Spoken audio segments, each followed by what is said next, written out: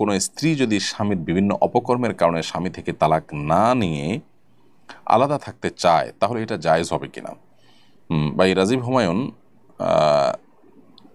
স্ত্রী যদি স্বামীর কোনো অপকর্মের কারণে অসন্তুষ্ট থাকেন তাকে বোঝাবার চেষ্টা করবেন, অভিমান করবেন, কিন্তু আলাদা থাকবেন, স্বামীর কোনো হক আদায় করবেন না, আবার তালাকও নেবেন না, এটা হতে পারে না।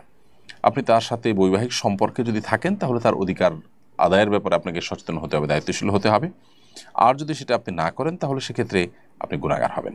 হ্যাঁ, তিনি যে অপকর্ম করছেন সেটার থেকে তাকে বিরত রাখবার জন্য চেষ্টা করবেন। যদি আপনি সফল নাও হন, আপনি আল্লাহর কাছে সওয়াব বিনিময় পেয়ে যাবেন, আর তার পাপের দায় তিনি বহন করবেন, আপনি নন। এই জন্য তাকে সংশোধন করতে গেলে আপনি যেন আবার কোনো প্রকার গুনাহে লিপ্ত না হন, কারণ যতক্ষণ পর্যন্ত স্বামী হিসাবে থাকবে ততক্ষণ পর্যন্ত তার অনুগত থাকা এবং স্বামী হিসাবে তার প্রতি কর্তব্য আদায়ে আপনাকে দায়িত্বশীল হতে হবে। এরপরে পিআর এআইডি থেকে আপনি লিখেছেন, নিজের জমি চাষ করতে না পারলে অন্যের কাছে রেখে বছর শেষে ওই জমির পরিমাণ অনুযায়ী বিঘা প্রতি জমির বিনিময়ে টাকা বা ফসল নেওয়া কি সুদের অন্তর্ভুক্ত হবে? আপনি যদি জমি চাষ করতে না পারেন তাহলে সেক্ষেত্রে সেই জমি কারোর কাছে ভাড়া দিতে পারেন, বিঘা প্রতি নির্দিষ্ট অ্যামাউন্ট নিতে পারেন, এটা হবে জমি ভাড়া।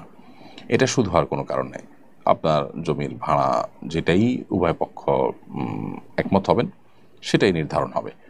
ধরা যাক 1 বিঘার জন্য আপনি 10,000 টাকা বছরে ভাড়া নিলেন বা 5,000 টাকা ভাড়া নিলেন, বাস সেটাই চূড়ান্ত হবে এবং এটা সুদ হওয়ার কোনো কারণ নেই। আর যদি ফসল কত হবে তার একটা পার্সেন্টেজ আপনি নেন, সেটা জায়েজ হবে না, কারণ সেটা আসলে অস্পষ্ট, সেটা অজানা কতটা ফসল হবে না হবে, আদৌ হবে কি হবে না। সেজন্য এটা ভাড়াটা আপনি ফিক্স করে সেটা নিতে পারেন চাইলে। আমি ইউএসএ থেকে বলছি, আমার স্বামী মানসিক রোগে আক্রান্ত। বিয়ের পর থেকে 10 বছর ধরে শারীরিক ও মানসিক নির্যাতন করতেন। আমাকেও বাচ্চাদেরকে রুমে তালাবদ্ধ করে রাখতেন। পরিবারের সঙ্গে যোগাযোগ বন্ধ ছিল। এখন সরকারি শেল্টার হোমে আছি।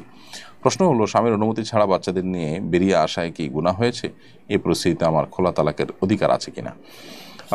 আপনি যদি নিরুপায় হয়ে থাকেন এবং অসহনীয় জুলুম হয়ে থাকে তাহলে সেক্ষেত্রে বের হয়ে আসাটা অন্যায় নয়। আর যদি সহনীয় থাকে তাহলে সেক্ষেত্রে আপনি ভেতরে থেকেই সংশোধনের পথ অবলম্বন করা দরকার ছিল যতক্ষণ পর্যন্ত সেই স্কোপ থাকে।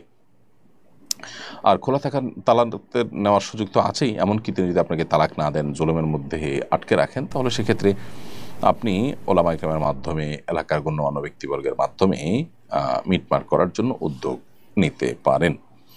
আমার বিয়ের বয়স হয়েছে, ছেলে দেখা হচ্ছে, কিন্তু বিয়ের ক্ষেত্রে আব্বু ছেলের দিনদারিতা দেখে না। অনেক সময় ছেলে নামাজও পড়ে না। এরকম ছেলের সঙ্গে বিয়েতে রাজি না হলে আমি কি পিতামাতার অবাধ্য সন্তান হিসাবে গণ্য হব? দেখুন, এরকম পরিস্থিতি যদি তৈরি হয়, আল্লাহ মাফ করুন, তাহলে সেক্ষেত্রে আপনার বাবা মা